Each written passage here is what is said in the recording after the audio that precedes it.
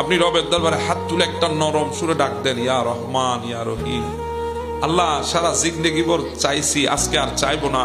আল্লাহ আজকে চাই তোমার ভালোবাসা, আল্লাহ আজকে চাই তোমার মোহাব্বত, আল্লাহ আজকে তোমাকে চাই, কিছুই চাই না, তোমাকে চাই, তোমাকে। আপনি একবার বলেন না, এখন তো আমরা হাত তুলে বলি আল্লাহ আমার গাড়ি লাগবে, বাড়ি লাগবে, সন্তান লাগবে, ফ্যামিলি লাগবে, হাত তুলে বলি। একবার হাত তুলে বলে দেখেন না, আল্লাহ কিছুই লাগবে না, তোমাকে লাগবে, তোমাকে।